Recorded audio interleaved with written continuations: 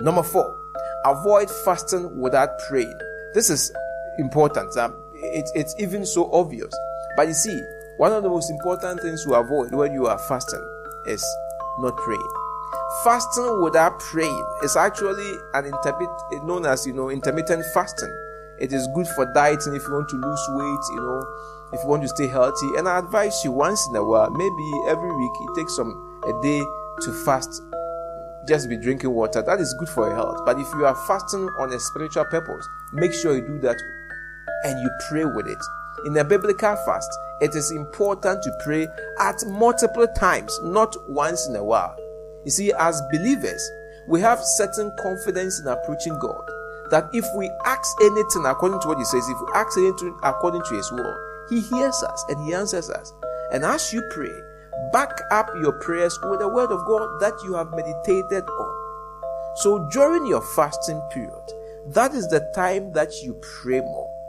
So when you are fasting and you realize that your activities will not permit you to have time to pray, then I would advise you to find a proper time to fast. It's very, very important. Well, maybe during these 10 days you can fast along with us by taking different forms of fasting, maybe fruit fasting, just to to have kind of free body and stuff like that to pray.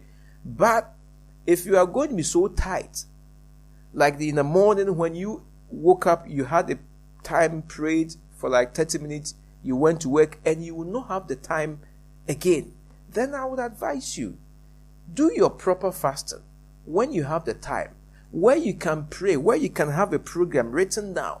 Every 1 hour, every hour, I am going to pray. Every 30 minutes, I'm going to pray over this. Every 2 hours, I'm going to pray over this. Then you know you are engaged in a serious fasting and prayers, where you have a place where you are not distracted. But when you are fasting and you don't even have the time to pray, you are just starving yourself. And that is not so helpful.